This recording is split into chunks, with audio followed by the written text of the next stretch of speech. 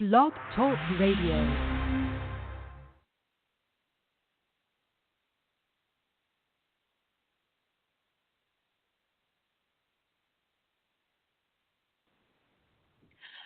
Hi, everybody. You're very welcome to the show. I was expecting Chrism to go on, but there is no response. Chrism. Okay, we're not hearing Chrism, or else I'm not online. I'm not too sure. Let me go check. No, everything looks as if I'm here, guys.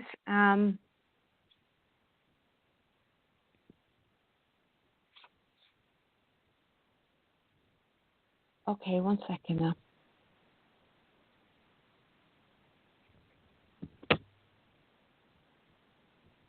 I'm going to keep talking here. Can you hear me or Chrism? Okay, guys, I'm talking to you in the chat room. Can you hear me or are you listening to Chrism?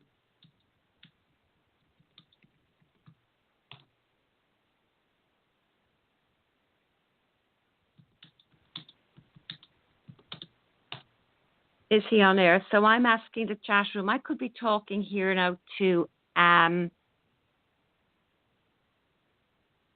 I can hear you, Santara. No, Chrism. I can hear you. No, Chrism. Okay. So that means, guys, that I am on air and Chrism is not on air.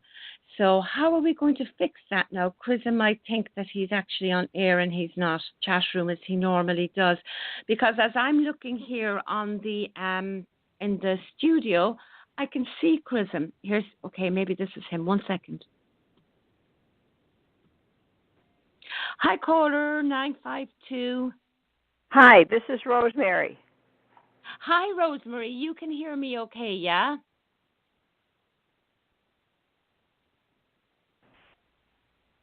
Rosemary? Yes, now something's beeping. I don't know. That's not me, but I can hear nothing beeping here. Don't worry about it. Oh. Okay, so I'll tell you what we'll do.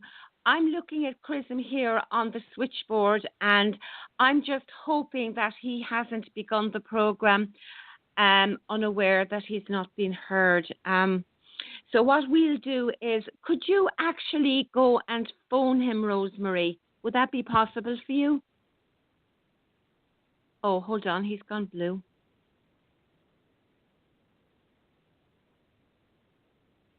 Chrism? Okay, so what I'm going to do, Rosemary, is I've got you back on air again. Where are you going to phone Chrism? Can you try doing that? I can do that. Let's see what number I have, if that's the one you're... 707. Yeah, give that number a buzz and let's see if you can get through to him in case he's unaware. I'll go check the chat room again. So I tell you what, guys, in the meantime, I will just give the usual information that I do give. Rosemary, I'm going to put you in the blue, okay? So you can go ahead. Yes. So here we are. It's just me for the moment. And what I'm going to do is I'm going to give you the information that I usually give at this time. So to begin with, I'll give you the place you can go to make a donation. There are actually two places. The first one is www.chrism-kundalini.blogspot.com. And there you will see a donate button, and it's quite an easy thing to donate from there. There is another place you can donate, and that's on the Safeties website. It's www.kundalinisafeties.com. And if you scroll down to the end of the page, you will see in writing, make a donation. And when you highlight that with your cursor, you're taken straight to the PayPal where you can donate. And as I say to you, small donations are very, very welcome. Sometimes people will say, my donation is really too small and it's not worth making.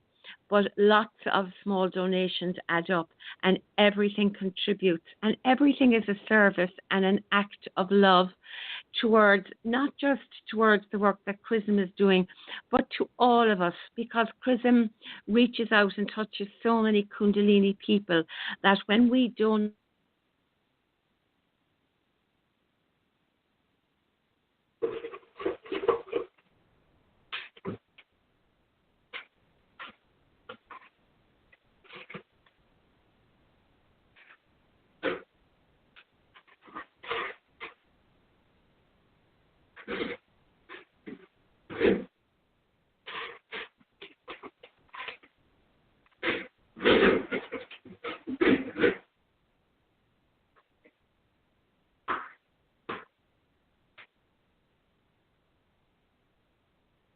Hello? Hi, Rosemary. Yes, I called and there was no answer. And then just now I could hear. I was thinking it was you. I just heard little noises, like stuff, but I didn't hear any voices. It's very strange, guys, because the studio is just bopping people on and bopping people off. I've got you now in red, and I'm in red, but I keep going blue and I keep getting bopped off as well. So maybe we mightn't stay very long on this show if Chrism doesn't come on.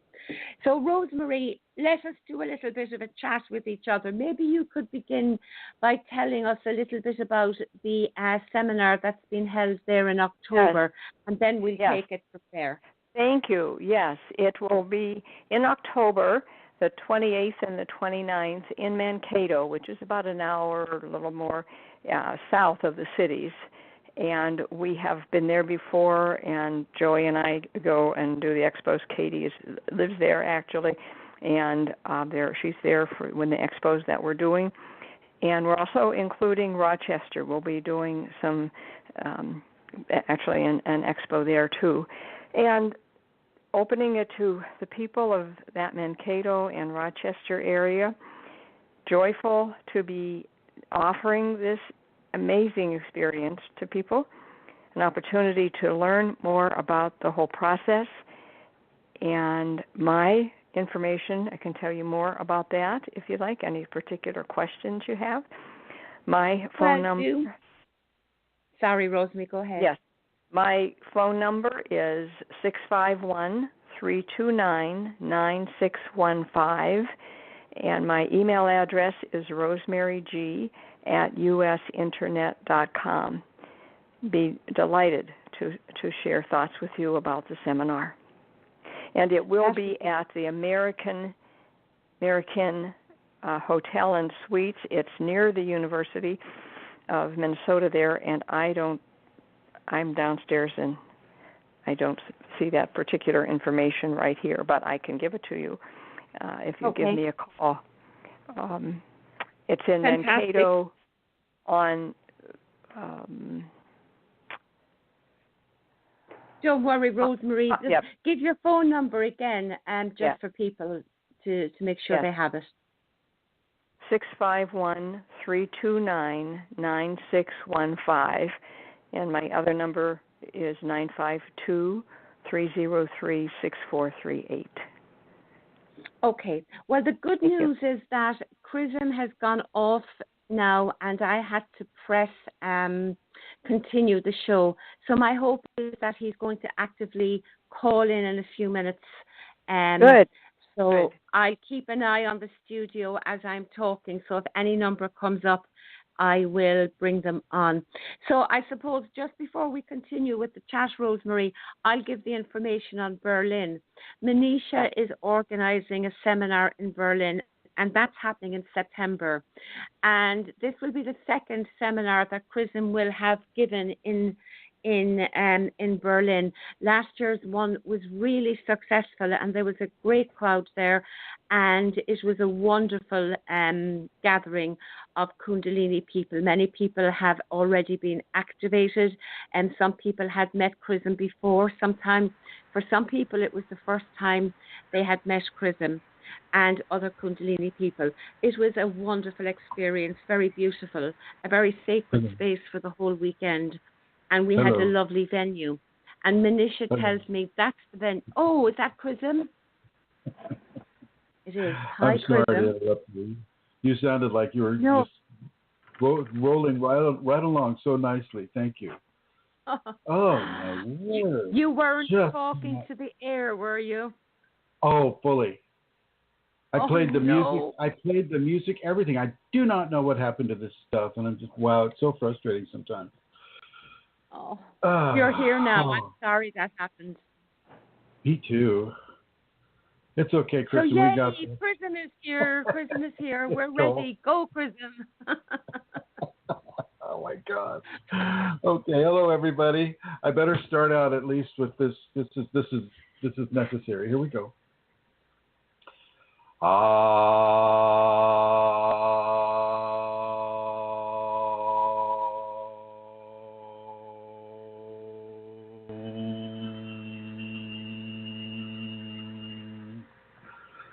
Well, hello everyone. This is Chrism, and I'm sorry you had to wait these 10, 12 minutes for me to come on. Blog Talk had a hiccup, and you even get the little sign. They go, "Oh, something's wrong. You're not connected," and then they want you to sign in all over again. And then my computer shut off. Just shut off. And so not only did I have to sign in all over again, but I also had to reboot the entire computer. So once again, my apologies, ladies and gentlemen. And we just go with the flow. This seems to be one of the best options for a radio program. And even with its issues and problems, it is one of the better ones that I like, at least. I'm used to the studio here, and so is a million. So we'll just have to keep going along with this one. And once again, my apologies. I'd like to say welcome to everybody. Hello, those of you there in the chat room, Emma, Cole, David, and everybody. I'd like to welcome people who are listening on their smartphones or on their computers or on their laptops, wherever they may be in this beautiful world. And I'd also like to say hello and welcome to the people listening in the archives. If you've been able to hang on this long, people in the archives, well, then I tip my hat to you. So here we go. Today, well, it looks like we have a question really early on, so I want to take care of this person's question here. Hello, caller. 95. Yes. That's Hello? Rosemary. That happened while you were missing. Don't worry. Oh, thank you. Okay. I'll go put up the names now. Thank you. And I want to thank Santara for tap dancing so well. Wow. She's used to it by now. I think it's just like, wow, Chrism's like not on for some whatever reason. He's probably in the toilet or something. Forgot about the time. And she comes on and she very smoothly begins to have a conversation with everybody. I want to say, first of all, bravo. A bravo to Santara for that excellent cover. Let's jump right in. In today's Western technological world, the science can get a bit ahead of the health, a bit ahead of itself in regards to utilizing technology that may not be so healthy or helpful for the human system. So we're looking like, say, nuclear fission or radionics or some of the biological issues we have with they like to go out and create the big biological virus that can wipe out all humanity and makes them feel like, wow, we just unleashed this on the enemy and they'll be vanquished and we'll win. And, forgetting the fact that the virus would also come over here and kill everybody else here too. So it's something to note that even within the computer industry, we have technology that is not exactly beneficial to our bodies or the environment. And one of those things that we all have, that I'm even running off of right now, is Wi-Fi. And Wi-Fi can have a fairly strong detrimental effect on people. For me, it mostly involves levels of headache. Okay.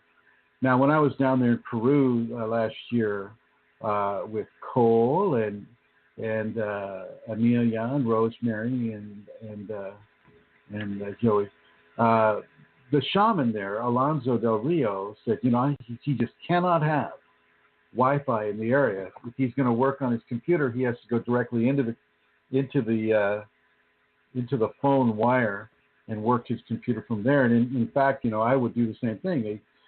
He'd let me use his office, and I would go down there and do some of the computer work, but it would have to be a direct plug-in. And I'm going to suggest this for people. I know Wi-Fi is very convenient. I know it's very convenient, but I also understand that it has the ability to interact in a very unfortunate way with people that have the Kundalini. Now, it's either, these days when you're living in an apartment complex, you've got everybody's Wi-Fi coming through your wall. I mean, apartment complexes are the literal nexuses of Wi-Fi signal. And so even though you may not have any Wi-Fi in your apartment, everybody else around you will have the Wi-Fi coming into you, and you'll be actually, learning how to adjust to everybody else's Wi-Fi in your vicinity. There are different ways that you can work on that. One of them is a Faraday cage. That's spelled Faraday, Faraday protection. Now you can go on YouTube and you can go in the search engine there and go do-it-yourself Faraday cage. And what the Faraday cage does is that it blocks using metallic for blocks, but wooden for structures. You can just build this little structure around your bed, giving you enough space to stand up, enough space to be comfortable. But it also protects you from from being inundated with everybody's Wi-Fi within say a 50-yard radius. And typically, I think 50 yards is about the radius of a Wi-Fi signal at the lowest strength, to the highest strength. Closer you get to the machine there, the stronger it is, of course. So I would suggest Kundalini people that may be suffering from headaches that they have no known origin for, and that the Kundalini is getting the blame for. Well, if you're inside of multiple strong Wi-Fi signals, that alone can cause your headache. And then, if you find yourself doing a lot of computer work, say you do computer work for your living, this is your job, is what you do, and you're staring at a screen that's pushing out certain levels of radiation. There you go. That's going to go straight into your optics and straight into certain areas of the brain system. And so you want to maybe lower the brightness on that. Maybe begin to limit your time looking directly at the computer screen. Make sure that it's on a hard table. It's not on your lap.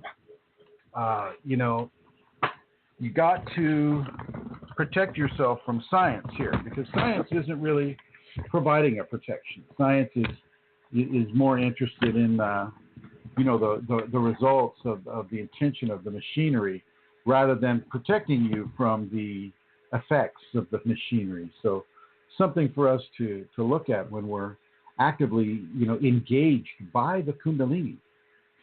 And the Kundalini, for the most part, she can also protect you from this. But if she's allowing the headache to come through, like she is with me, well, then she's giving you a fairly clear signal to not proceed along this avenue any longer. She wants to see a change coming into you. And I'm a little nervous about this right now, because I don't know if I'm just talking to the air. So if somebody could write to me from the chat room, I would greatly appreciate it, just to see if I am indeed coming through, since the beginning was was so bungled. So yeah, I mean, thanks, Cole. Thanks, Emma. Yeah.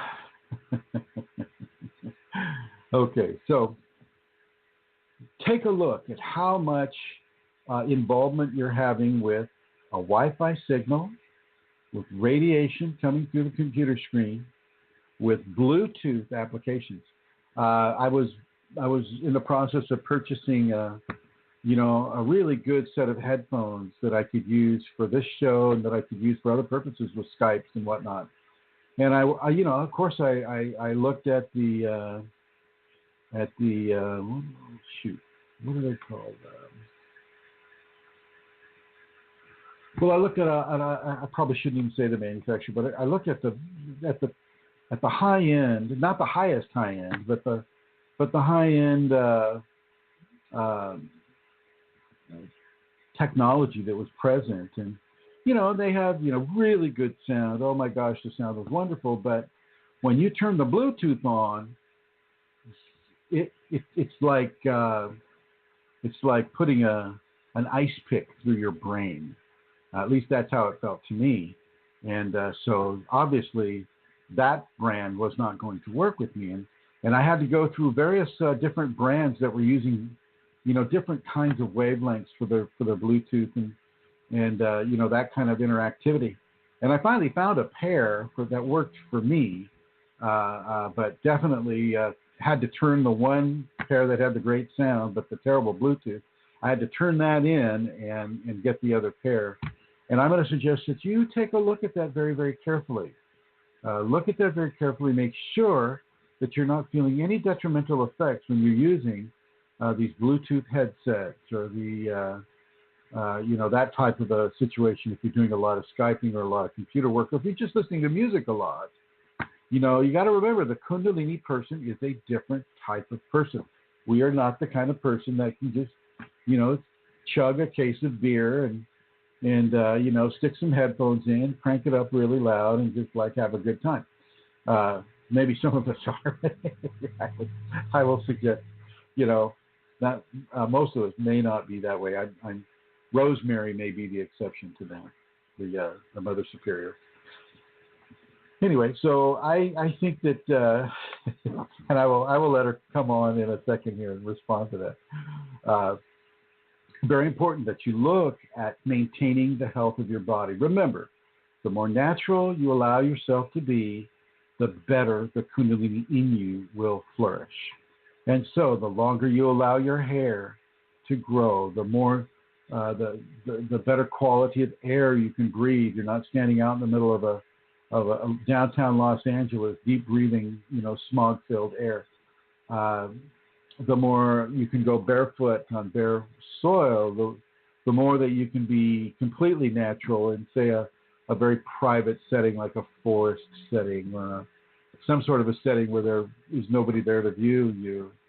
The more natural you can give your environment, the more natural qualities you can bring yourself to enjoy within your life, and certainly with your Kundalini, the much better it's going to be for you. It's going to be much, much, much better.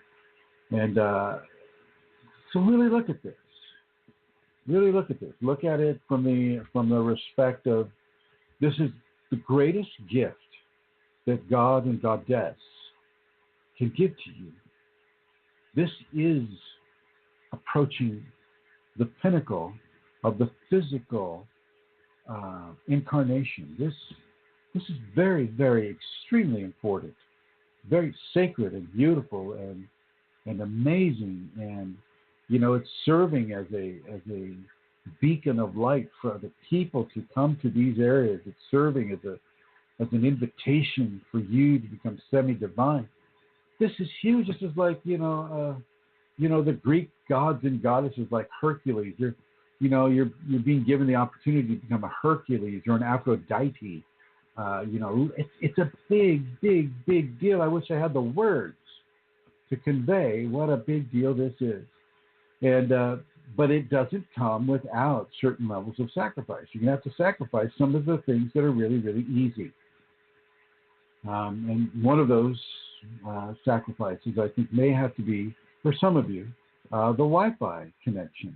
If you can, they keep changing the Wi-Fi connection too. They got 3G and 4G. we're probably up to 9G by now, and and God knows what it's doing to the neurons in your brain. Seriously, I'm not kidding about this. You need to look at this. You need to maybe do a little research on your computer. As you need to look at it. And for those of you that are using a cell phone most of the time, that's even worse. Especially if you're talking on it with it pressed up against your head. I know some Swedish researchers the past few years did some research, and they saw actual tumors growing exactly where the people are putting the phone.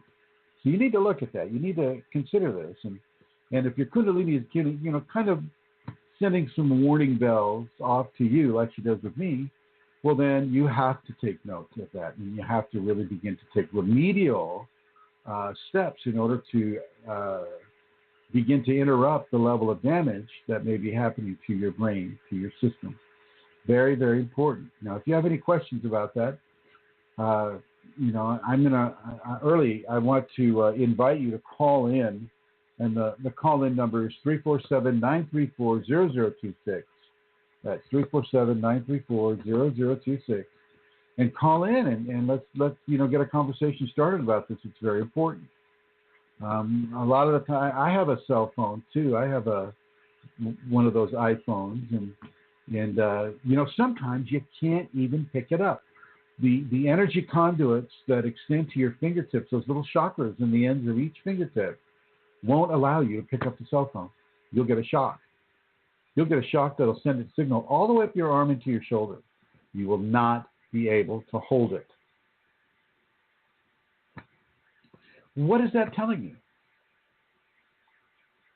What is that saying to you? And what is your Kundalini talking to you about with it when your energetics are so sensitive that you can't even hold the cell phone? You can't scroll up, you can't scroll down. Holding it is causing you pain. Well, it's telling you that maybe another level of communication and entertainment device may be useful for you, but maybe something that it may be that you just need to be a lot more natural in other areas of your life, and to really develop the natural qualities there in your fingertips and in the toe tips and in the balls of your feet. You need to start looking at this, people, because the Wi-Fi signals are getting stronger and stronger and more pervasive, especially in these city centers. You have an office building, and they'll have these extremely powerful Wi-Fi signal emitters, and that have a greater distance than, say, your residential emitter. And I know there's another word for that. Maybe Cole, you can provide me with the other word. Let's see. Vicky Vaughn says, I used to get headaches from cell phone. Does Kay take it away from you? That basically happened to me for now. It can take it away from you, Vicky, but I think she's also giving you a modem. No, it'd be a modem, Cole. Thank you. I think that she's warning you not to do that. Use the hands-free signal, or use some other device that does not procure a headache for you, Vicky. Very important. Now, okay, the Kundalini can heal the damage that's been done from this point. She can heal that. If there's a tumor growing, well, she can reverse the tumor. But you want to start really paying attention to the level of dis-ease that you're putting yourself in by using these types of devices. Yes, they're wonderful. It's great to be able to, in the middle of the desert, just whip out that cell phone and say, yeah, my car broke down. I'm in the middle of the Mojave Desert. There's 3 rattlesnakes, looking at me like they could parcel me up. And gosh, can you send somebody? Can you send AAA out here? And that's very handy to have. And yeah, I'm not saying you can't do that. I'm just suggesting that you don't do it so much. I think there is a certain level of too much to this. And Alana Seeger, she asked me, she says, do you avoid using a microwave oven? I say, yes, I do. You can count the times on your fingers, the times during the year that I've used a microwave oven. Doesn't mean I never, ever, ever, ever, ever don't use it, but, it's not very often. And Cole says, Chrism, how does your Kundalini feel about the introduction of virtual reality technologies into society? Well, I think I think that it has the reality of really programming individuals. Because even though they're virtual reality, they're playing a game and they're doing whatever they like to do, flying, typically right now it's a form of entertainment, I think. At least for the general public. For more military adaptations, it's probably less of a game. But it has the ability to program people in ways that they're unaware. It's very similar when you're watching television. You're watching a program and your mind goes into the alpha state brainwave pattern, which is a very receptive pattern. It's a very it's a pattern that's easily programmed, and you're watching the television program, and I was able to watch TV yesterday for the first time this year. I was watching TV and watching all the different things, and I'll talk to you a little bit about that later on. But your mind goes into a very receptive state and a very programmable state, and with virtual reality that would be even more enhanced. It's very easy to put a level of code, the code that is involved in the computer industry, computer code, into a program that would not be noticeable to the person engaging their mind and their visual apparatus and their psychomotor control into a virtual reality scenario. And so, Cole, to answer your question, my Kundalini says proceed if you must with caution. If you don't need to do it, don't. Once again, we're going in a very opposite direction than many of the highly technologically oriented people in our society. We're going into a more natural scenario. We're taking care of our bodies. We're eating organic food. We're not using pesticides or herbicides or fungicides or any of these death-causing types of chemicals or treatments. We're preserving nature. We're practicing the ahimsa, which is do not harm, do not kill. I mean, we're doing a lot of these types of areas which is diametrically opposed in many ways to the technological oriented individuals in our society. So we're kind of pulling away from that and exploring the absolutely amazing, beautiful, mystical qualities that the Kundalini brings to an individual. It's amazing. It's just far beyond virtual reality. Virtual reality compared to, say, like an interactive Kundalini vision would be comparable, say, to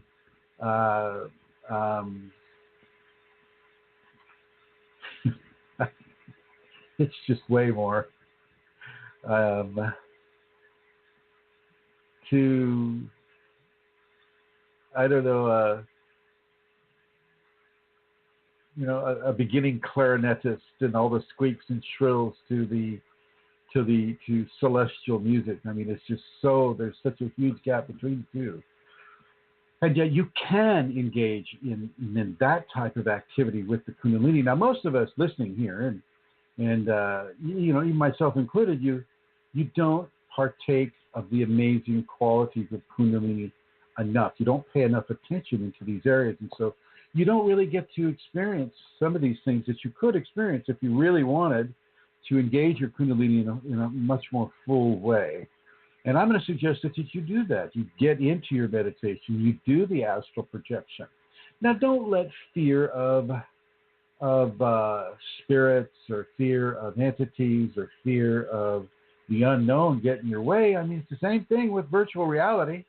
It's an unknown, but because other people are doing it, well, that takes some of the fear away. Well, other people are enjoying and are working with their Kundalini in such a way that it's extremely enlightening and wisdom producing and even entertaining. You can do this as well. You don't need to hook yourself into a computer or jack yourself into a computer in order to experience amazingly altered states of interaction and coming back safely inside the body because you never really disconnected from it. That silver cord does actually exist. I felt it. So let's look at this a little bit. Let's just go a little bit. Let's pull back a little bit from this technological addiction that so many in our society have. Vicki Vaughn asks, she says, now I use a friend's phone and it is limited. Well, Vicki, I think that's a great idea. I think that's really good. And what a friend to have. But, and also if Vicki, if you're traveling, across, say, long areas where if your car broke down, well, you could really use a phone. Well, then I'd suggest that you have some sort of an emergency phone setup that you have there in the car.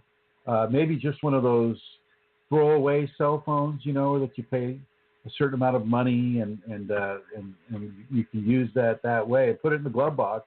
I've done that before, and it's quite it can be very useful that way. You can get that tow truck in the middle of the Mojave if you need it. And so yeah, everybody, take a look at this. How engaged are you in technology?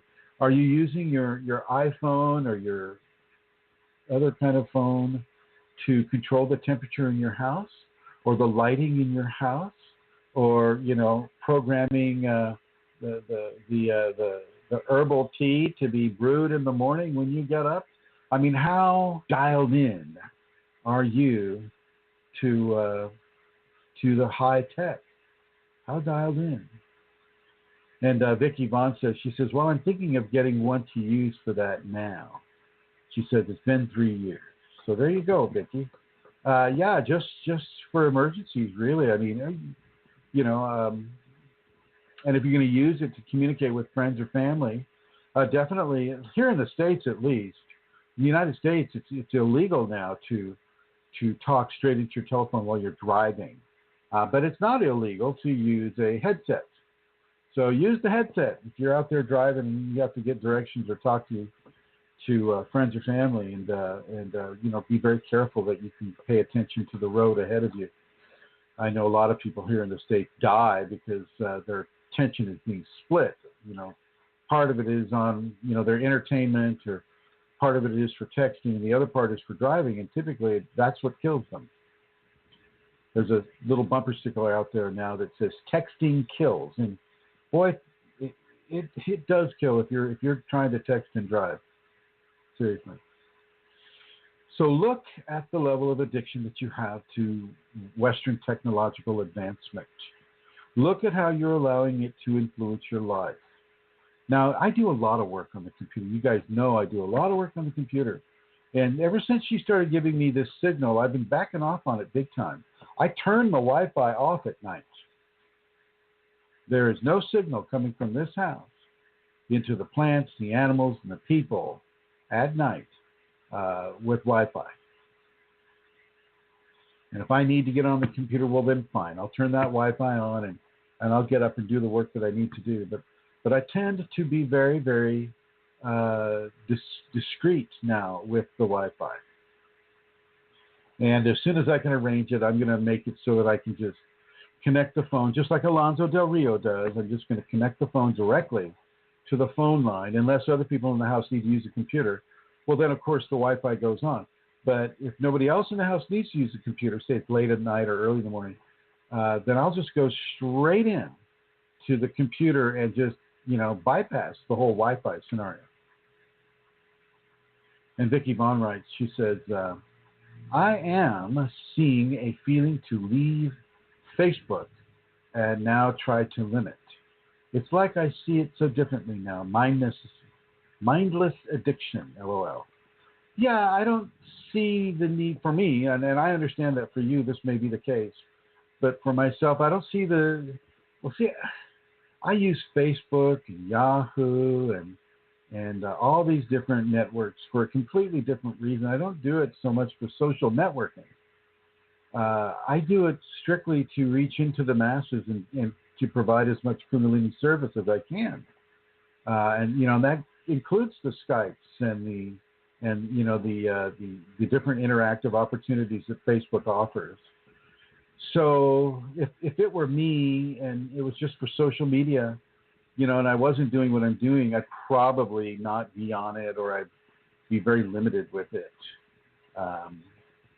But I use it to try to help people, and so that makes me very, very involved with it. And matter of fact, Santara, she gets the questions that we ask on this program straight from the largest group in the Kundalini Awakening suite of groups, from Kundalini Awakening ! And this is, including her page, Kundalini Matters as well, and her private server or her private email. So we do use it, but I don't know what it would be like to use Facebook or any of these other things as a way to meet people. I mean, I wouldn't. I mean, I guess you could.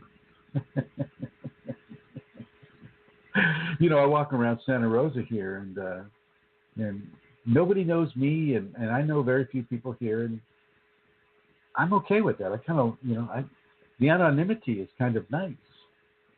And I've got this big old beard, and nobody can really see your face, except for your eyes and your nose. And it's just, I don't know, maybe I just don't have that kind of desire. Cole says, it's more you meet someone and have a way to contact them later. Oh, okay, well, yeah. So if the Kundalini hadn't given me a compelling to reach into the masses and do as much as I can to help other people having Kundalini, I certainly would not be as involved with these electronic devices as I currently am. Would not be happening. I'd be meditating somewhere, or I'd be serving, society in some format. I would not be, doing what I'm doing in this way at all. So everybody, have a look at how interactive you are with these high technological machines, and most importantly, wavelengths. Let's look at and if your job requires, and if you're in an apartment complex or a place that has, tremendous quantity of overlapping Wi-Fi signal and radiation signals, look into a Faraday cage. Basically, it's like you can get a wood structure, you build a wood structure that you can stand in around your bed. And then one of the easiest ways is just to stretch 3 millimeter aluminum tin foil and fill up every space in that frame with that aluminum tin foil. Make sure you overlap until you're completely encased inside an aluminum foil structure over your bed. Give yourself enough headroom in there, and maybe standing room, and make sure you put out a door, a little door that you, 2 hinges is all that takes, and protect yourself, protect your brain, protect your mind, protect yourself, protect your body. It's very, very important to do this, and yes, it may take a little bit of extra effort, but it'll be well worth the effort. I don't see people backing away from high technological devices. I don't see that. I see people getting deeper and deeper and deeper into it, and as Cole suggests, with the virtual reality scenario, that's just going deeper and deeper and deeper into it, and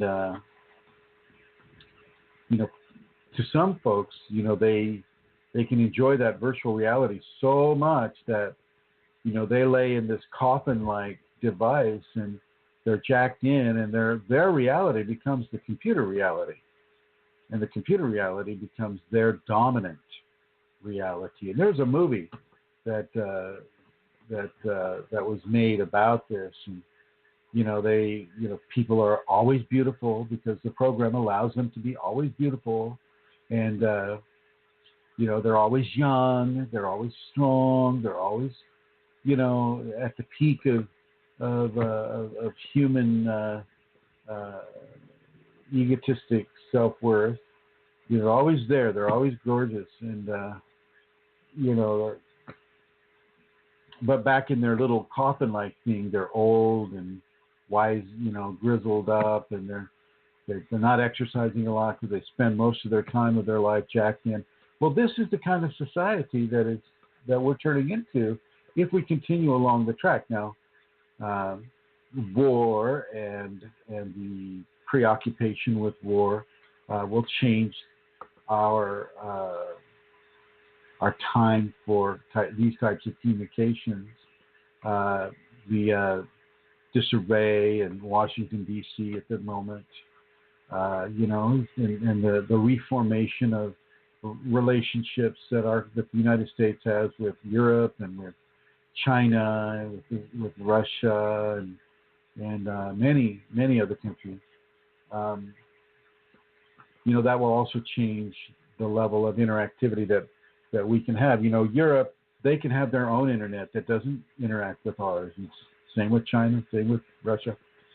So, there's that as well.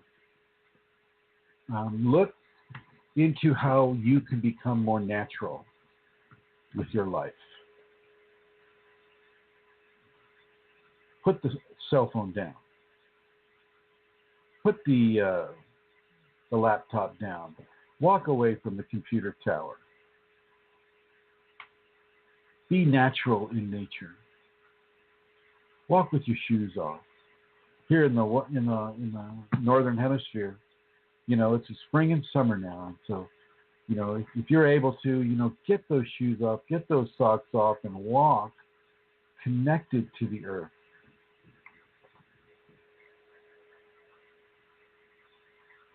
You'll feel stronger. You'll feel happier. I had one of my students do that today. I said, walk down to the lawn over there and take your shoes off and just kind of stand there and let the energy of the sacred feminine reach up through your feet, through your legs, into your torso, from the earth, and just feel it and feel the curative effect that it has on you. Cole writes, he says, it's a delayed payout kind of programming. He's speaking of, I think, the virtual reality. People check when their phone vibrates, and sometimes it's a payout, sometimes it's a false alarm, useless notification, like a slot machine. And he says, I think he's guilty of this sometimes. Well, I think a lot of people are. And it's quite all right. I'm certainly not making a judgment call on people that are using, the many devices, because, I'm doing it right now. I'm talking into a laptop. I'm alone in a room talking into an electrically motivated device. I can only imagine what the dogs, when they're watching me, they're looking, oh, there he's talking into that thing again. So look at it, ladies and gentlemen. Look at it and see how you can either limit it or at least bring yourself into a greater level of personal protection with regards to the Faraday cage. People that have had a strong level of Wi-Fi interaction have basically made the statement that their dreams become much clearer after they have protected themselves against itinerant Wi-Fi contamination. They're able to remember their dreams. They're able, in many cases, to become lucid dreamers. I'm certainly not going to say that's a guarantee or anything, but there can be a very positive result in limiting the level of Wi-Fi wavelength, electromagnetic wavelength that is being pushed through your flesh and your bone and your system. It can be very helpful to start looking at this in a way that allows you to make the choice to protect yourself. And I'm going to ask Santara if she has anything to add. Santara, you have anything to add to this? Well, it's interesting, Chrism, because I got a new headphone. I told you that just at the beginning before the program started. I was given a gift. I've had to take them off because they are of such quality that my ears are burning, and I'm back into my old ones again that are attached into the phone. What's the brand name of the new ones? Aki. But they're good ones, Chrism, and they're Bluetooth, and I've never had it Bluetooth before. Yeah. I had the ones I initially tried were the Bose headphones, BOAZ or BOZE. Right. They were so, I mean, God, they really sound great. But boy, when I turned that Bluetooth on, I had a headache inside of 2 minutes, and it was a nasty headache. It did not work for me. Then I take them off, turn them off, headache goes away, put it back on, turn it on, headache comes back. So it was fairly clear for me, what the culprit was. Apartment living is interesting too, because that is something, I've only relatively recently began that. There's quite a few apartments around us that are empty, but there is a difference between living here and living in my house. And I have stopped all devices out of my bedroom now. I haven't turned off the Wi-Fi, though. That's a good one, Chrism. I hadn't thought of doing that, but I don't allow my son bring his device into his bedroom at night either, which is not going down well, I can tell you. But because I can feel it more in the apartment than I used to at home. Not headaches, interestingly enough, but just a kind of a heat. And I know that it's from the phone, I get it, and from the computer, I get a kind of a heat around my face. And I know that it's the Wi-Fi. It's like a vibration. Right. It's hard to explain. Right.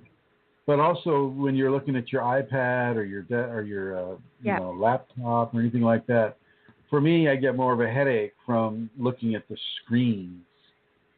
For me, and so I have to really turn the screen luminosity down or things of that nature. But she's communicating to me what she wants me to do and what she wants me not to do. And so, I really feel myself being compelled to go in a very natural way, to walk that trail barefoot or to go on the beach, barefoot, and to really meditate somewhere that is not so technologically heavy in the type of electromagnetic wavelengths that come into it. I mean, besides the internet and these Wi-Fi signals and the cell phone towers, you've got shortwave, you've got long wave, you've got radio waves, you've got all these different communications. Then you have the high military. They don't care who they hurt with their stuff as long as their stuff comes through clean. So I mean, there's a lot of distortion and distraction and injury that a person can procure just by living here in the high tech West. Absolutely. My Kundalini is suggesting it, and it was known that I was going to speak about this before I even did. This is very important. Now I'm in the process of getting together the materials for a Faraday cage. I'm going to walk this talk. It's not a hard thing to do, but it is something that will probably take about 3 hours to put together, if that.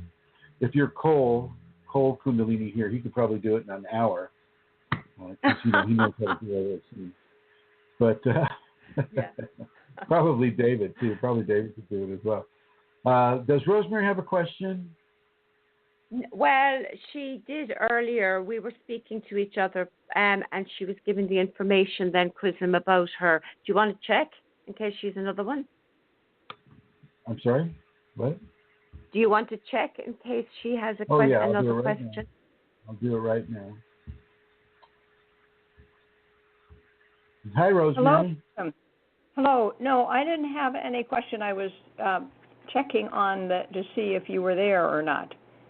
But I'm listening very intensely. I was having a heck of a time getting there. Did you want to comment on the beer comment I made about the Mother Superior? The Mother Superior? No, I don't. Do you have any announcements you'd like to make? I did, but I'll say them again. We are here in Minnesota working for the seminar in October 28th and 29th in Mankato, and it is at the American Hotel and Conference Center right on the near the University of Minnesota there in Mankato. My information to talk about, answer any of your questions you might have, is rosemaryg@usinternet.com, and my phone number is 329-9615, and I welcome your questions just to see what would be possible for you in coming to the seminar. So thank you. Thank you, my dear Rosemary. Thank you for doing all the hard work. You and Joey and Katie. And yeah. Katie Paulson Galarno as well. So thank you, all three of you. What an amazing trinity. Yes. Okay, and putting you into the blue here, and Rosemary or Centaur, do you have any announcements since we're doing those? Okay, well, I've already done the announcement on the donations. So I just remind people again about the seminar that's been held in September. You can, if you want to come, it's in Europe and it's in Berlin. And Manisha is the lady that's organizing it. So you can head over to Facebook, and her name is Manisha Manish. Or you can go to Kundalini Seminars and Events with Chrism. That's a page on Facebook, and you'll get the information there. You'll get her phone number, or you'll get her email address. And it's happening September 15, 16, and 17. So you're all very welcome, and contact Manisha for more information. There we go. Thank you, Centaur. Okay, so I'm about done with that aspect. Did you have some questions that you've collected? I do, Chrism, yes. I'm going there now. Okay. So the question came in, do aliens exist? Yesterday I had a dream in which aliens attacked Earthlings. They had cubicle airships. However, we destroyed them with missiles. Does this have any meaning? And this person would be a Kundalini man.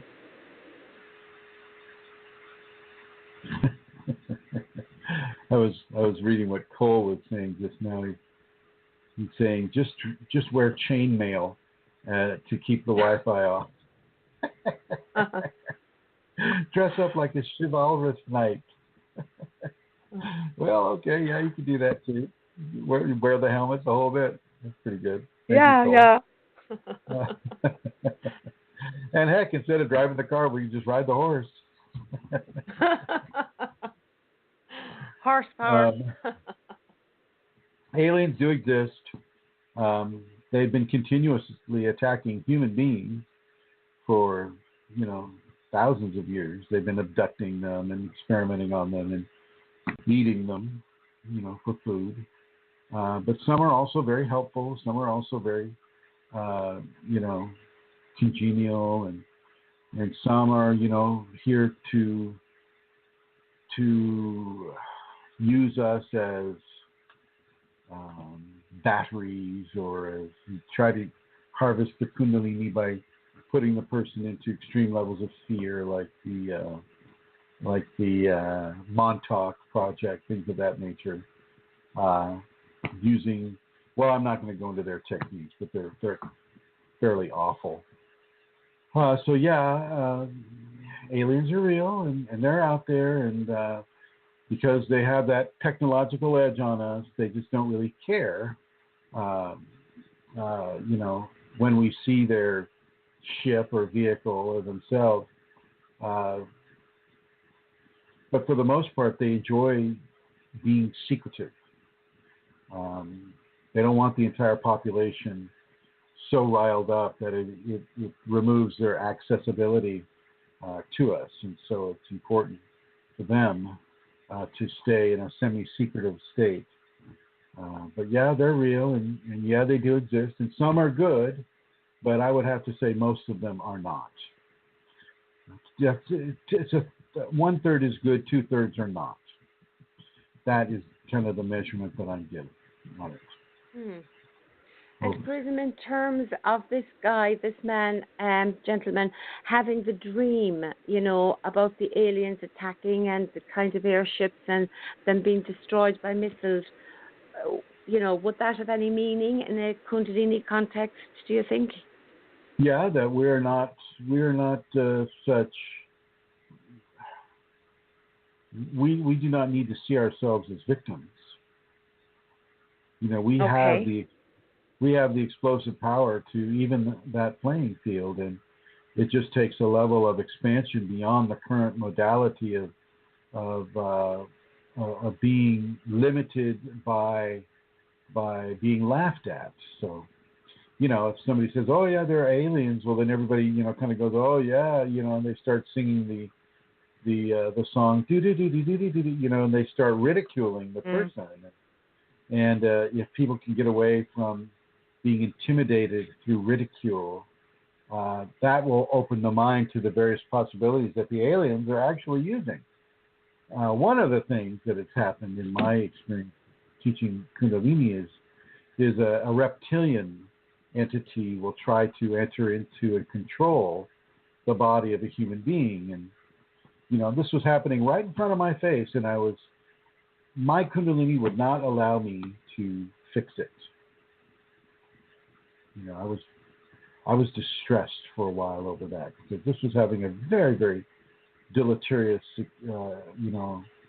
effect on that person's family and kids, and it was an awful experience to see that happening right in front of you, where they become literally taken over by an alien presence. And I don't mean alien just like, say, a possession from an entity, but it was a possession from a reptilian ET. And I think that was shown to me in a very purposeful way to encourage me to go beyond where I currently was at the time, so that I would have the wisdom to make the appropriate choice if I was ever confronted with that again.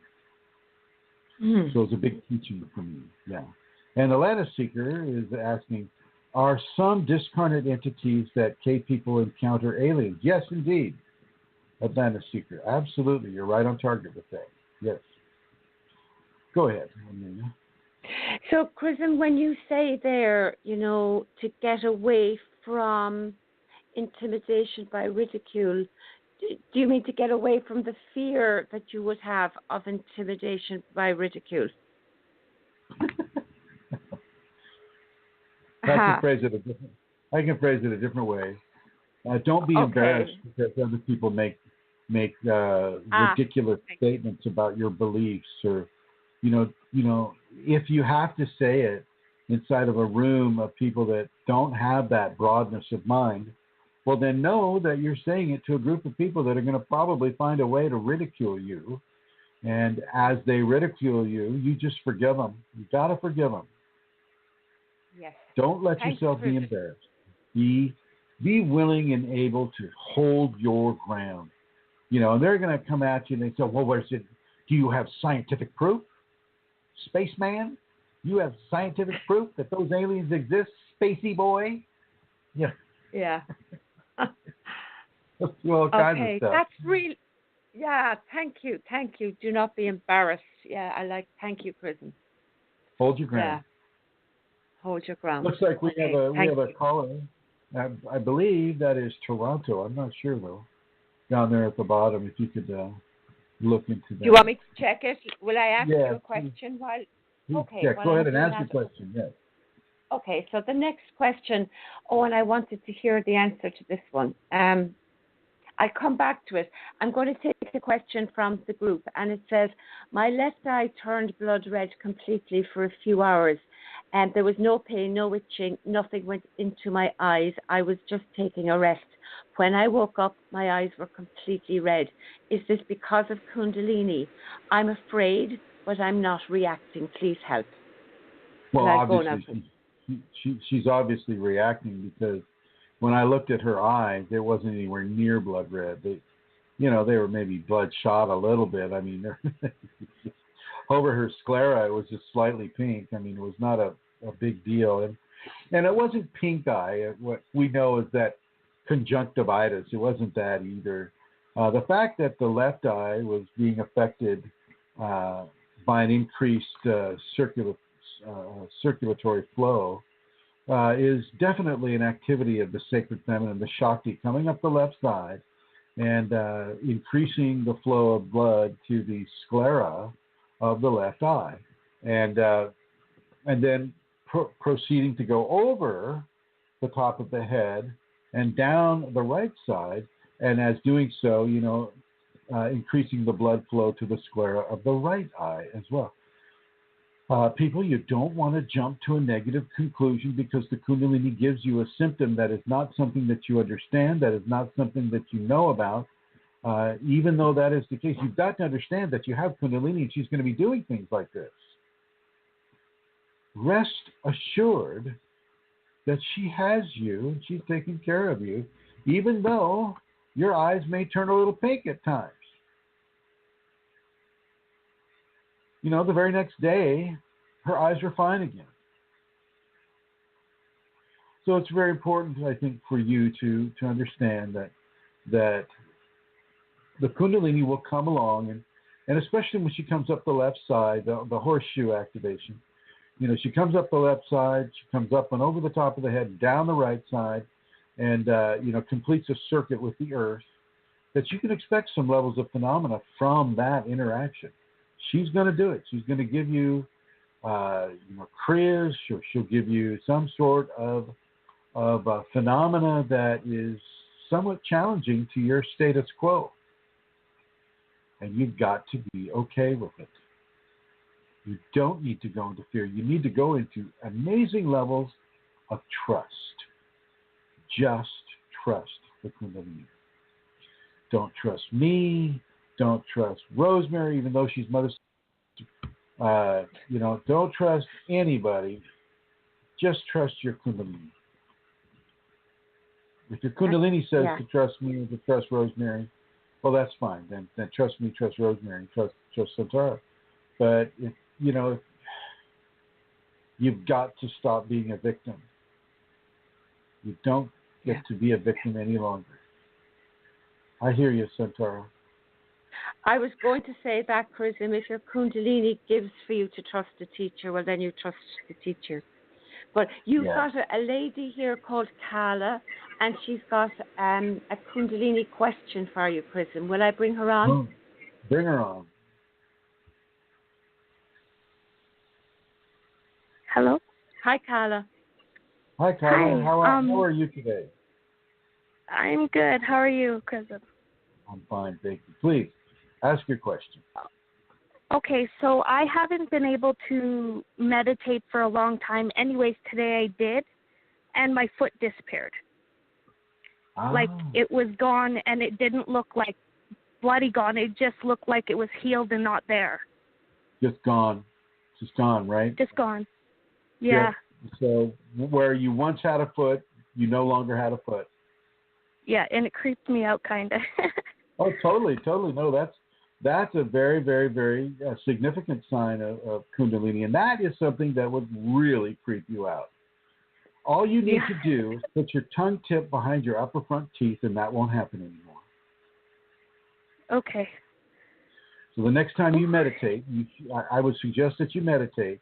You put that tongue tip behind your upper front teeth, and all your body parts will stay in phase. They will not disappear. Okay. Yeah, because I was really floaty, and I don't know. Yeah, I was just really... Imagine did you shake your legs and then see it come back into existence? Yeah, I just kind of moved around, and then I was like, okay, there it is. So it didn't go out very long. I was lucky, I guess. No. Really... It was never going. I mean, it just shows you that within the Kundalini, you have the ability to go out of phase. You can become invisible. Okay. It's a gift. Yeah, I was surprised. I was so surprised. I was so surprised. Kala, it's a gift. it can be expanded into a Siddhic function, an exalted skill of the Kundalini. So, well, maybe I should practice learning how to do that then. it's actually better to just keep your tongue tip behind the upper front teeth. Okay. Do that. All right. Thank you, Chrism. Especially, you're very welcome, my dear. Very welcome. Okay. Okay. And Vicki Vaughn writes, she says, I had this weird dream, and you were in it, and I awoke, and I thought that was strange. Then I came across a video of yours on cording, C-O-R-D-I-N-G, and how you can cord with a K teacher. This took place after I was given a mantra.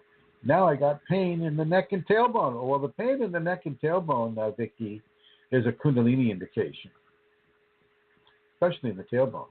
It should be getting kind of hot. It should be getting fairly sore.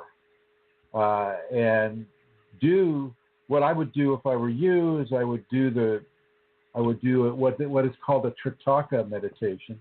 I would get a picture of the person that gave you the mantra, and I would look into that picture, and I would say the mantra to that picture with your fingers, your forefinger and your thumb tip locked together, the other finger spread out. If you can do it on your knees and slightly rock forward and back, forward and back, forward and back, or sit in easy pose and rock forward and back, forward and back, forward and back, that will help. But the pain is a good thing, my dear. It is a good thing. The pain in the neck, well, everybody, has a little device there, a biological, natural device, God-given, that modulates the amount of flow of specific levels of energy into the sacred crown chakra. And so you may be building up a bit of energy up there at the neck. And of course, that's going to cause the neck to feel a bit sore. But so far, what you've told me, Vicki, is you're doing great. You're right on your way. This is exactly what you should be experiencing. Do not have a concern. This is a good thing. Do that Tritaka meditation if you can. And look right in the eyes. Keep those fingers locked. And say the mantra, preferably out loud. I would like you to disturb the air molecules. Okay? And you're going to feel, possibly you're going to feel that tailbone sensation increase even more and more and more. And this is a good thing. This is what you want to have happen. Make sure, Vicki Vaughn, that you're in a strong practice of the safety protocols. Do it twice, if not 3 times a day, all of them, including the Tibetan. Make sure you're doing your forgivenesses and your gratitudes. Make sure you're doing those things. And if you can, selflessly help other people, like go to an old folks' home or help the homeless or do anything that you can do that helps someone who is a stranger to you, then do that. That is extremely important as well. This is what takes the grace and the love of the divine from your system and places it in a helpful context into the system of another person. This is extremely enjoyed by the divine within you, as it allows a greater amplitude of the divine expression to come through your system. So selflessly serve other people as best that you can and as often as you can. And congratulations, Vicki Vaughn. Next question, Santara. The next question, Chrism, is please ask Chrism, is there a connection between Kundalini and salvation? Yes, absolutely. Oh my gosh. Kundalini is salvation. Kundalini is part and parcel of salvation.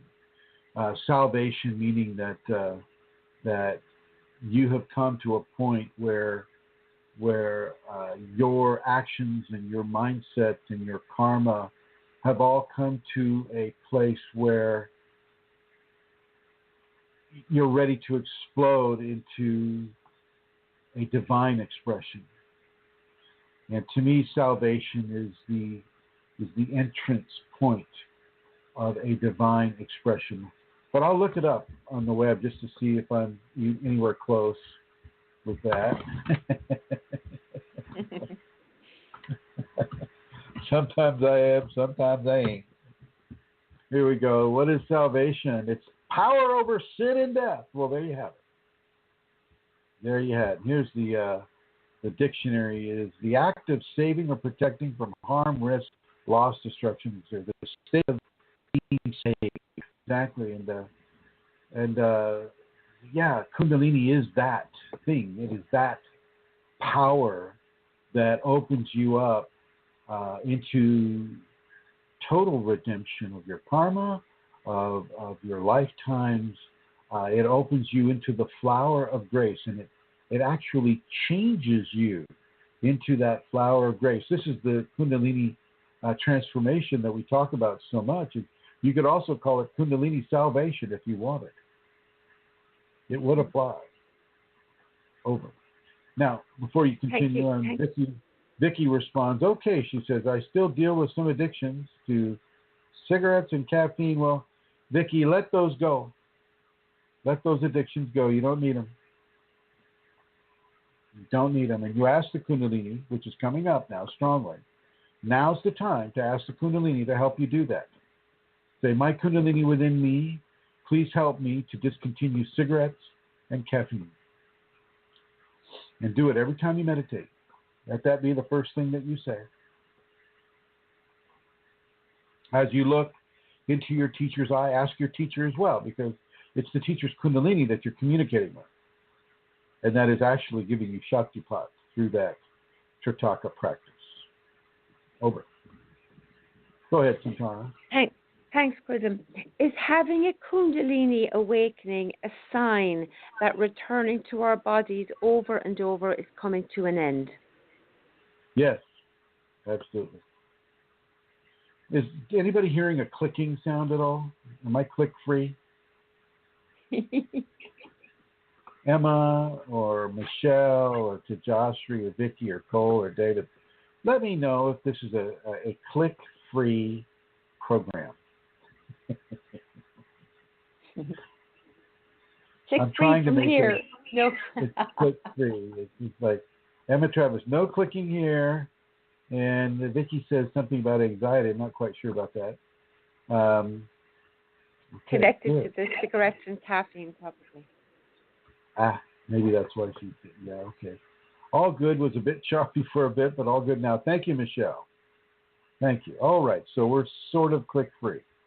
I'm happy to hear that. All right, continue, Santara.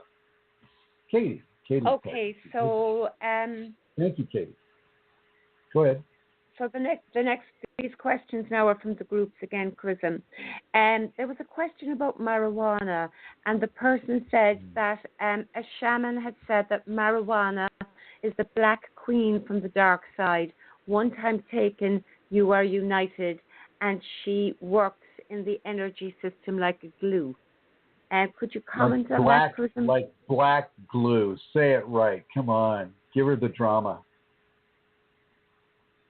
She works in the energy system like glue. Or a black queen. Okay. All right. Yeah, well, that's way off. Okay. First of all, nothing about marijuana is black. It's a really dark color of green. Second of all, if used wisely and not repeatedly, if used wisely and not repeatedly, like say maybe once or twice a year, it can be very helpful within the Kundalini process. It can open, if a person is really, really, really blocked, it can work some levels of unblocking and allow levels of bliss to pour through the body and to cleanse that body. This is silly. I understand that it's an addictive drug, and it is indeed. I don't care what science says. It's about as addictive as you're going to get. But it is also has a quality that can be helpful to the person. Just don't use it all the time. Once or twice a year, max. That's I can see people going, what do you mean once or twice a year? Okay, so you would have said in previous times, how that it can destroy the crown chakra or it can damage it, but you're talking there about repetitive, constant use. The caveat there that you're not mentioning, Amelia, is with repeated, prolonged use. Yeah, that's what I just said. Oh, good. That's what you're speaking of. Yes, yeah. Yeah, you don't want to use it all the time. You don't want to wake and bake, as they say. It's not something that you use like a glass of wine. That's the big justification. Well, I just use it like a glass of wine. Like wine is so great. in Ireland, that would be a pint. Use it like a pint. Yeah. So yeah. Okay. You don't want to use it that way. And sure, if you've got a cancer issue and you need to increase your appetite, it has the ability to do that. There's also a whole sect of Hindu people in India that use it as a sacrament. And I know the Rastafarians like to say, Yaman, we use the ganja as a sacrament, But no, for Kundalini people, no. You want to protect your seventh chakra against the desires of the ego, and overusing pot would be a desire of the ego. Thank you, Chrism. The Yes, next ma'am. question is, what does it mean when I keep using the same mudra over and over during my kriyas? It's the Namaste Namaskar mudra. I raise my hands above my head in this mudra and sway side to side. I look forward to your reply.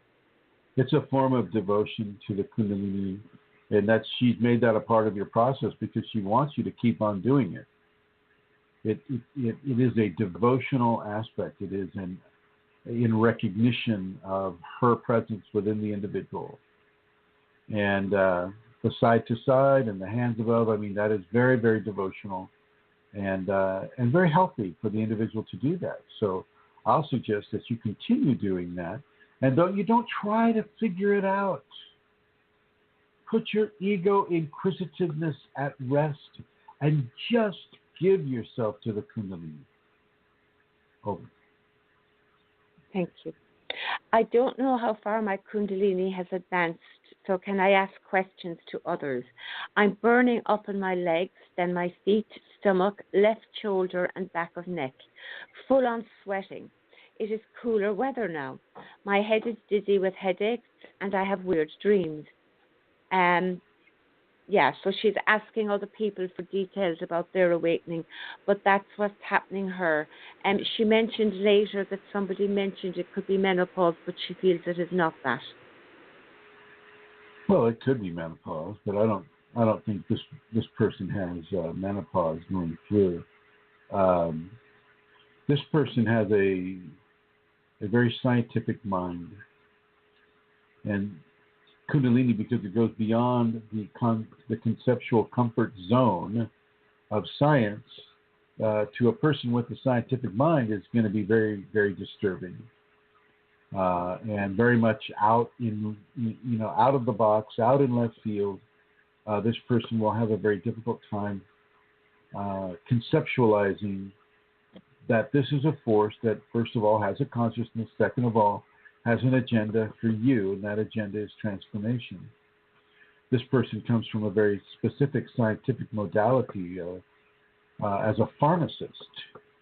And, the pharmacist, it's a very exacting type of career where, you have the exact count of pills and you know what the interactions are between the two separate sets of medicinals.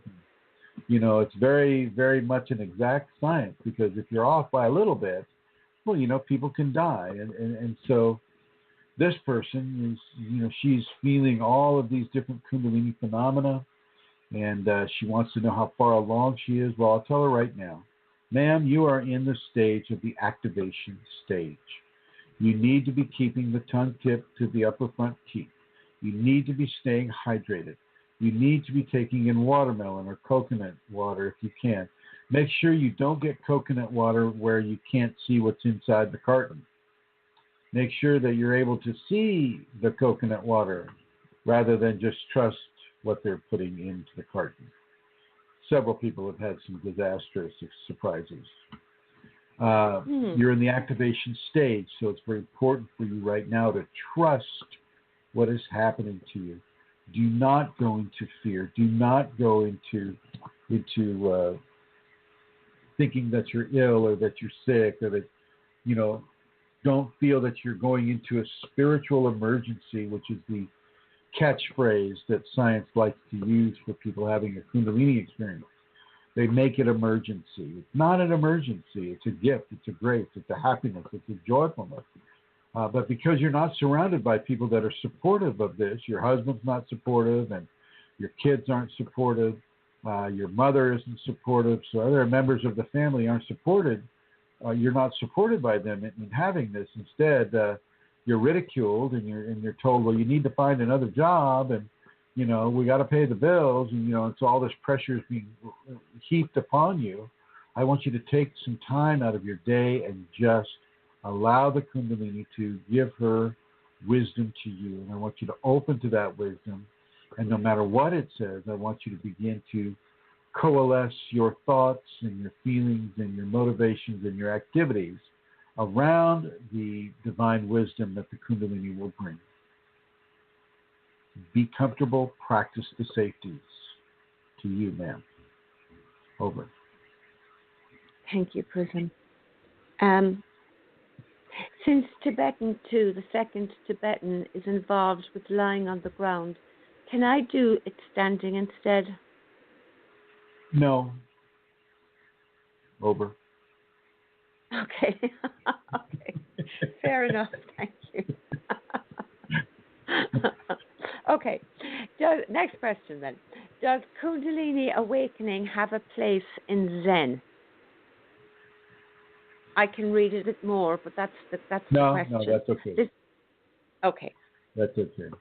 It does indeed. I mean, Zen Buddhism, like other forms of Buddhism, they have a problem with the mind being distracted. They say, oh, you're not within your mindfulness, or you're not being mindful, or you just need to release and let it go, and don't let the monkey mind take over. And oh my gosh! And so as you're sitting there meditating, you've got your nice little Zen garden in front of you, and you're kind of overweight because all you do now is meditate in your Zen garden, and you kind of reach for that little fork, and you draw another 4 parallel lines in your Zen garden, and you look at the granules as they fall into the triangular depression in the sand, and you become at one with the triangular depression in the sand. And as you become one with the triangular depression in the sand and you're meditating, well, the Kundalini begins to awaken in the base of your spine, and it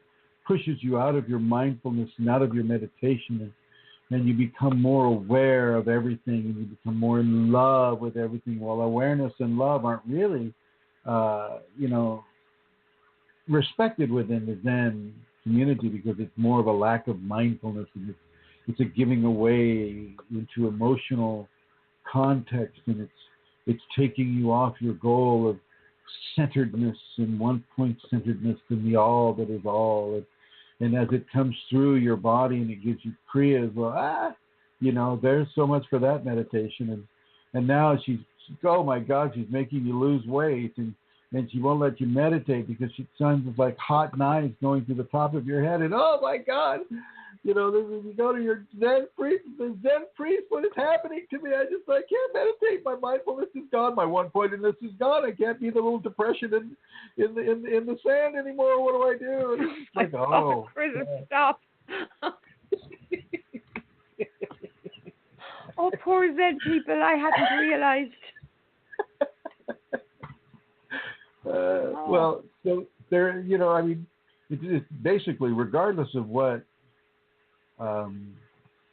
belief system you're involved with, whether it's Zen Buddhism or Theravada Buddhism or Christianity or Muslim or Hindu or Zoroastrianism or Ahura Mazdaism or shamanism. Kundalini has a place in all of the belief systems because it's placed in the body of all human beings. It's dormant in the last three vertebrae of the tailbone in all human beings. The only difference between those human beings are karma and the choices that karma has brought to them. So it doesn't matter what belief system. All belief systems will be forced to recognize the Kundalini presence within them. And the Buddhists do, some people say they call it tumo or dumo, D-U-M-O, or charisms. If you're an English-speaking Buddhist person, you might call them charisms, C-H-A-R-I-S-M-S, charisms, and these are things that you need to just allow to occur. Doesn't mean you need to buy into them, but you don't need to resist them either. And you need to overlook the expectations that your belief system may have that may be contraindicated to the Kundalini. The Kundalini may want you to get out there and move and lose some of that fat, but she also will allow you to be activated by becoming at one with the little furrow that you've made in your Zen garden. So she'll work both ends of the scenario. And one Buddhist guy came up to me one day, long time ago, and said, "Oh, Master Chrism, the lifetime is shortened when you burn the candle at both ends." And I said to him, well, burning the candle at both ends brings more light to all who are viewing. And, it may be true, but, we're not candles either. We're human beings. So the candle analogy may not be right. Just saying. Yeah. Over. Yeah. Thanks, Chrism. The next is a hypothetical question apparently asked on one of the groups. Can one stop the process or stop her from working after a spontaneous awakening? No. You don't get to have that option. When divinity or when God places her hand upon your shoulder or his hand upon your shoulder and says, "This is your time to awaken my child," you don't get to push that hand off and say, "I'd rather go bowling." Or "I'd rather watch TV. Thanks anyway." Or "I'd rather have a pint." You don't get to do that. And so, no, you don't have that option. Kundalini is not something that you get to choose to have and then choose to stop. If it allows you to have it, either through your own practice or through its descending upon you and activating upon you, either way you go with that, once it's there, and it's not going away unless it chooses to lessen its effect upon your body. Over. Thanks, Chrism. I'm asking a question and then I'm going to go over to see does Carla have a question. I see a question mark there. The question is, I had a strong inner desire to buy yang essential oil and a diffuser for a long time, and I was attracted towards a natural one yesterday, which contains yang, rose and patchouli. So I bought it promptly, as it was on special. Is aromatherapy okay with Kundalini? Thank you very much. Absolutely. Aromatherapy is very good for Kundalini. She'll give you a compelling to surround yourself with certain kinds of scents or certain combinations of scents. And so some of the ones that come to me, when I was walking in Lourdes with Amelia and another student, and the lilac smell came out of nowhere, absolutely no lilacs in view, but the lilac smell came in the scent, and it was just, and all three of us recognized it. And all three of us just happened to have Kundalini as well. You remember that, Santara? Ooh, I just came back, Chrism. Do I remember what? Whether there was a McDonald's in Dublin that's open at this time? Tell me, do I remember what? Something to do with aromatherapy, obviously. Yeah. Was it? It was about the lilac scent that we experienced in Lourdes. In Lourdes? Yeah. Oh, my goodness. Yes, yes. I do, of course, remember that. Kundalini will give you aromatherapy as well. I mean, one of the ones that really reaches out to me are the high desert sage smells. The scents from the high desert sage, like 7,000-foot deserts in the east of California, on the east side of the Sierra Mountain Range. There are these 7,000-foot high deserts. And in these high deserts, there's this sage that grows there, and it fills the air with its scent. It is so beautiful, so good. Excuse me. And that's one that I actually took some of that sage and carried it back with me. And every now and again, I pinch it and just inhale the scent of that high desert. So, yeah, aromatherapy is perfectly all right within Kundalini. Okay, thanks, Chrism. I love the sap from pine trees. That I love that too. Just divine. Yeah. I love the sap from the Jeffries pine tree. If you can ever find it. That's up by Yosemite. Carla has another question for you, Chrism. So I'll bring her on now. Put Her Holiness on. Hi, there Carla. She goes. Hi, Carla. Hi. I was just curious on how the shake spats work. The shake do spats. they? The shake spats. They come through energy. Basically, well, no, you just have to walk along any path and just start shaking. And as you're shaking, the path becomes clear to you. The Shaktipat. I know I said it wrong again, didn't I? Damn. I was having a good time with that. Okay. All right. You just got to shake on that path. No, the Shaktipat, how does it work? Yeah. The way it works through me is it's a very mathematically oriented thing. When I do, the traditional Shaktipat, like I do at every solstice and every equinox, 11 days, or actually the first 11 days of, like, say, this one that's coming up, the summer solstice, by June 11th, everybody who's going to take that Shaktipat needs to be signed up and needs to follow all the directions that there are for the Shaktipat to be given. So you need to have a picture. You need to make a declaration. You need to give of your material wealth. You need to be in a strong practice of the Kundalini awakening safeties at least twice a day. And then as that comes along, as the 11th comes along, a cellular consciousness from my Kundalini is scattered over your left shoulder at about 5 feet over your left shoulder, and it connects into your energetic anatomy. And then when the 21st moves on, which is the solstice day, when the 21st comes into being, that scatter field begins to emit a frequency of Kundalini into your first, second, third, fourth, fifth, sixth chakra.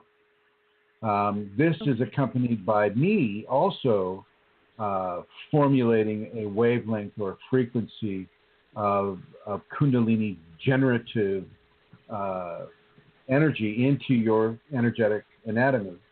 And as that occurs, the Kundalini within you begins to blossom or begins to actuate of its own accord. And then at the end of the Shaktipat, which is the 27th, the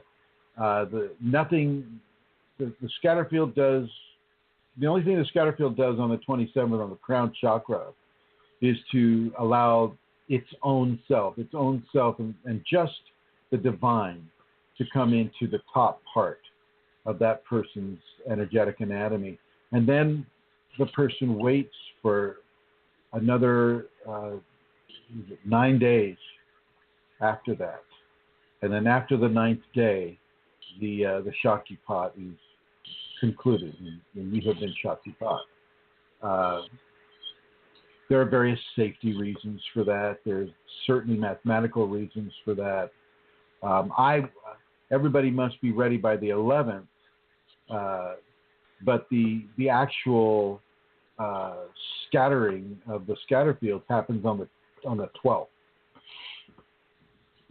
So that's basically kind of a thumbnail how that all works. Yeah, I was just worried that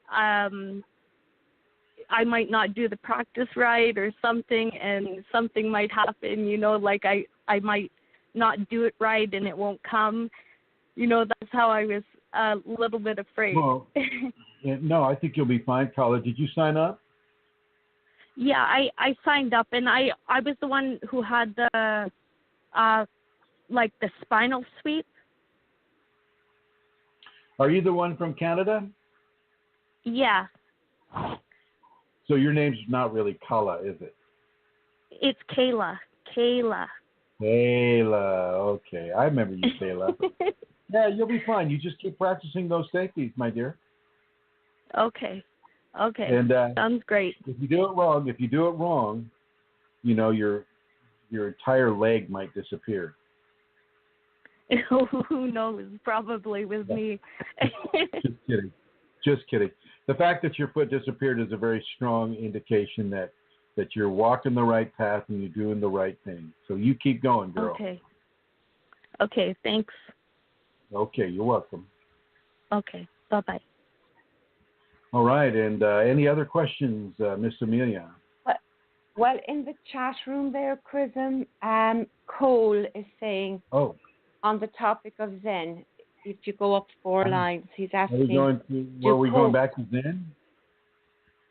Yeah, do cones have any relation to... Cones. Cones. On topic of Zen, do cones have any relation to Kundalini?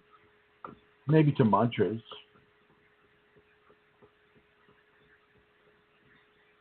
Cones.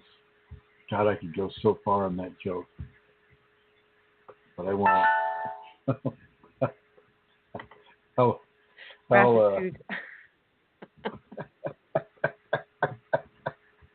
I'll just relax on that. A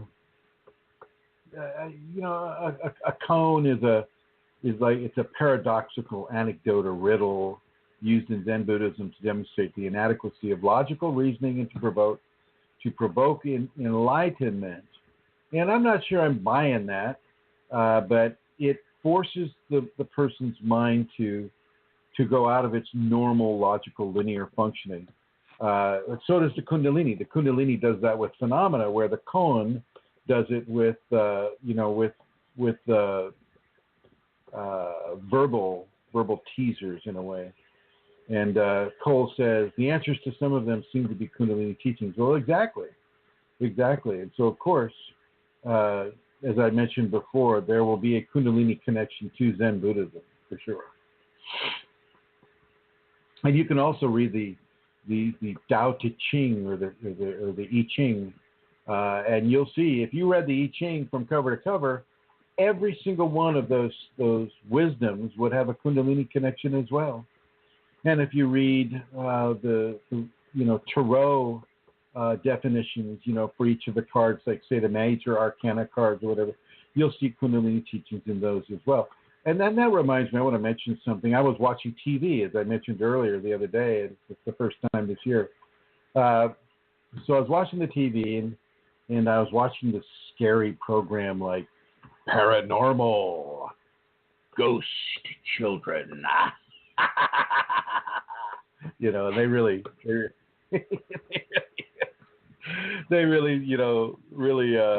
stir up the drama for that. They really banking on the fear. And one of the things they said was that, if you use the tarot deck to try to figure out what's happening in your house, well then, you can open doorways into which the demonic can flood into your house and possess you in ways that would never before been occurring. And so they're basically equating the tarot deck with a a negative divinatory tool, and it's just not that at all. The tarot deck is as healthy and as innocent as it can be, depending on the kind you get. If you get Aleister Crowley's, well, you're gonna have a problem with that. If you're not looking for negativity, but it's not like a Ouija board at all. I mean, I've read tarot for I cannot tell you how many years now. I can throw down a tarot reading immediately. Now they're amazingly accurate. They're so accurate, ladies and gentlemen, that I have to keep the truth away from people because I know they're not ready to handle it.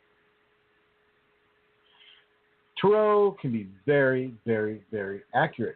You just have to be able to divine it. It's a divinatory tool, divining. You have to ask the divine nature within yourself what that particular spread of cards means. It's not an evil tool at all. No more so than a screwdriver is. You can stab somebody in the head with a screwdriver, but you can also unscrew it. A screw in the wall. It's like, how do you use it? When I was working in a medical clinic when I had some visitations happening to me in the Snowball Mansion in Knights Landing, California. And if you Google Snowball Mansion, Knights Landing, that's KNIGHTS space LANDING, space California. You'll see what it is. It's a beautiful Italian ornate mansion in Northern California. And I lived there in 1986, 1985, and I had fairly strong ghost apparitions coming to visit all the time. And I wrote about some of it there, and it's still on the web back when I was 25, 26 years old. And so you can look at that, and you can kind of see what's been written there. And, when I had that happen to me, I had no clue what was going on with that. And I was working at a medical clinic, and I happened to mention it to my supervisor. He just kind of chuckled. And very next day, I knew, we were doing the Christmas gifts, and he gave me a pack of tarot cards. And I thought, well, isn't that interesting? I'd never had tarot cards in my life. And I looked at the tarot. I still have the deck, as a matter of fact. I have it right now in the Dolphin trailer where I was going to broadcast this show from. And, that really helped me through the difficult areas of the Kundalini. That helped me to understand that, people have died in that house and they hadn't really moved on yet. It would help me to understand that there were 3 bodies buried in the basement below the basement, which was the root cellar. And it helped me to understand that this parallel world is still upon you, even though, you tried to shut it down from the age of 13 to 23. It's still there. The entities are still visiting, and these are just another quality or type of entities that are visiting you now. And do not be afraid. Do not be afraid. And it was very helpful. And I didn't open any doors to demons or anything like that. Nobody, that's just Hollywood hyperbole is all that is. And you don't want to believe it. You don't want to get yourself sucked into that fear-mongering, let's keep them on the line, because, their endorphins are cruising through them now because that little kid was actually a ghost and whatnot. I thought it was very good. I thought the tarot deck was very helpful. So just to say a little bit about that and TV. TV really wants to push levels of fear. You've got to really follow the money with TV. They want you to watch those commercials. They want you to be programmed by those commercials, those things that they're selling. And it's so obvious. I mean, they'll get you right to the pinnacle of the point. It's like, and then the ghost said to me, cut to commercial, and it's like, McDonald's in Dublin, we're open 24/7. Have a pint, come and have a bite to eat. It's like, Yeah. And so it's so obvious, but people get caught up into that, and I don't want Kundalini people to get caught up in that. It's very important that you see through that. And this goes back to the virtual reality mind programming. So, with the television, it's, they know you're in an alpha state. So they know that they can do a direct feed into your brain by virtue of commercials that they would never be able to do if they were just talking to you face to face. Anyway, the tarot decks are fine. Yeah, get the Rider-Waite deck or the one that I have, which I forget. It's a nice. A lot of them have very cool artwork. Yeah. Anyway, go on. So, Chrism, seeing as you mentioned the Ouija board, Don't do that's a Ouija not board. a divinatory tool, is it? Well, it is, but it's more geared toward inviting negativity into your space. You don't need to do a Ouija board. Too many people do not have control over how they think. If you did a Ouija board and you went into it with a very enlightened mind and very positive state, you could bypass the programming within the Ouija board. There's an actual programming within the Ouija board that pushes you into the more challenging areas. And you can, invite that type of stuff there. And so with Kundalini people, until you learn how to control what you think and how you think, kind of like what's happening to you right now, Amelia, you don't want to toy around with a Ouija board. Okay, thank you. Give us an entity update. What's your entity update? Chris, I feel like the entity update is the entity is still coming and going, tormenting. I'm getting a lot of visuals, and I am having some disturbing dreams that are entity provided, without a doubt. What I'm finding is through things that you said to me there during the week, is not to feed it with my response by specific responses. I'm recognizing a little bit. I think I feel myself, responding in a particular way, and then I'm stopping myself because I think that's what it wants. So I'm trying to be neutral and not affected. I'm praying a lot, and not praying for deliverance or anything like that, but praying. I'm being grateful because I know what's happening is for my good, Yeah. And I'm becoming aware. Cole Kundalini, I want you to pay attention to what she's saying. For you, Cole. Go ahead. Okay. So I'm becoming. I'm glimpsing that more than I would have done. Yeah. So that's what's going on at the moment. So let me just reiterate for some folks, a Kundalini, a strong Kundalini entity of a negative quality has entered into Amelia's energetic anatomy and is really tormenting her strongly. She is suffering, and it's giving to her the full Monty of torment. And what she has come to learn is that the torment is there just as a provocative tool for her to address that level of torment or programming in the opposite way, using the crucible of reversal and becoming grateful for the opportunity to practice the safeties in a real-time format all the time, changing the way she thinks, changing her automatic responses of an emotional nature or mental nature, or changing her judgmentalism, and changing all of these very, very crucial areas within the human psychology. She's being given an invitation to change these things by virtue of having this horrible, terrible, negative entity possessing her. Am I right, Amelia? Yes, Chrism. Thank you. Thank you. Yes.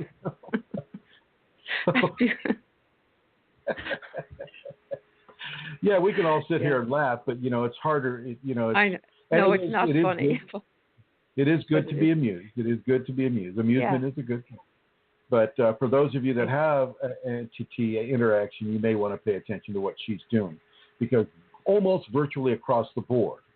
If you have entities, they're going to try to program you to do something negative with your Kundalini. And if you can do the crucible of reversal, you're way ahead of the game.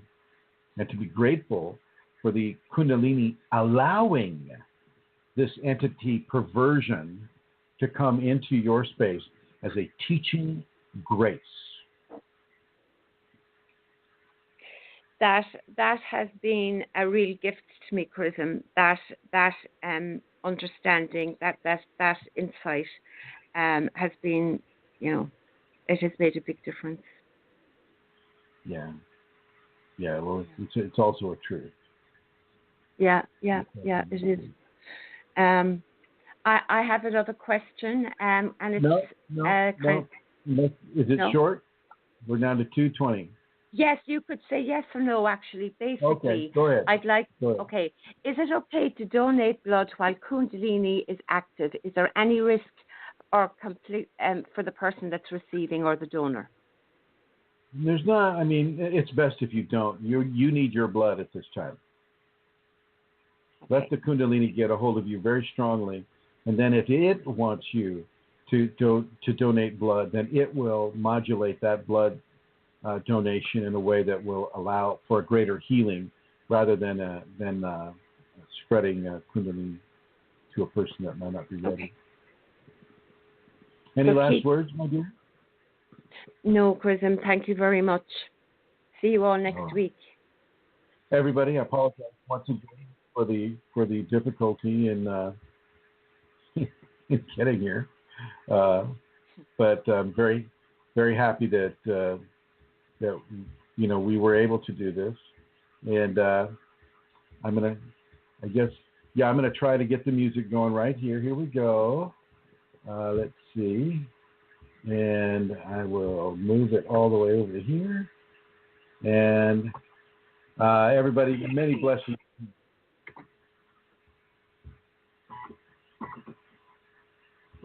Here we go.